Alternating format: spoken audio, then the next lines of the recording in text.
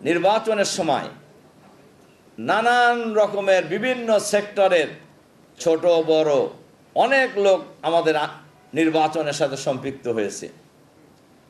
এই লোকদেরকে সংগঠনের সাথে সম্পৃক্ত করে ফেলানো, শুধু ভোটের সাথে সম্পৃক্ত নয়, এই ভাই বোনদেরকে সংগঠনের সাথে সম্পৃক্ত করে ফেলানো, তাহলে আমরা যেটা ধারণা করতেছি তার চাইতেও বেশি সাংগঠনিক মজবুতি এবং সংগঠন সম্প্রসারণের কাজ আমরা নজর দিতে সক্ষম হব ইনশাআল্লাহ।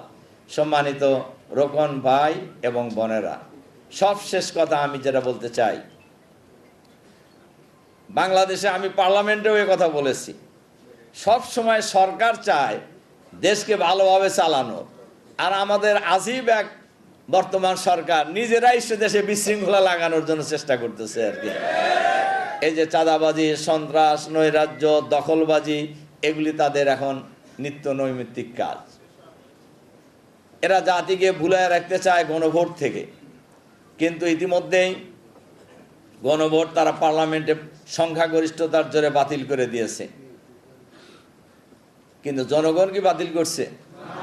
এজন্য আমাদের নেতা পার্লামেন্টেও বলেছেন, বাইরেও বলেছেন যে আমরা এই গণভোটের রায় কার্যকর করার জন্য, হাঁকে বাস্তবায়ন করার জন্য আমরা সংসদের ভিতরে বাইরে উভয় জায়গায় আমরা আন্দোলন গড়ে তুলব ইনশাআল্লাহ।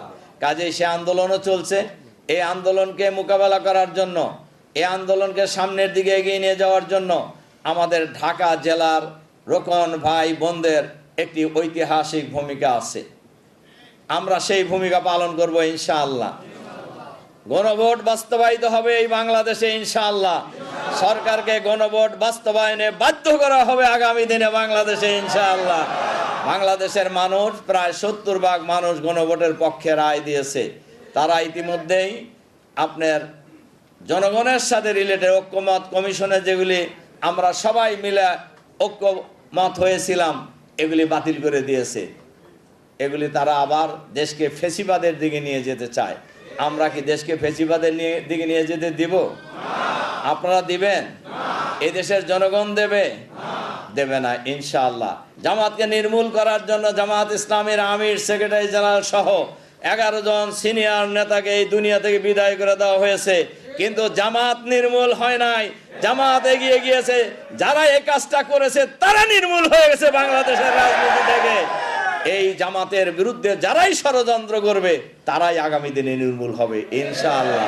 এজন্য আসুন আমরা সবাই মিলে এই বাংলাদেশকে আগামী দিনে একটি সুন্দর বাংলাদেশ হিসেবে গড়ে তোলার জন্য সামনে এগিয়ে যাব।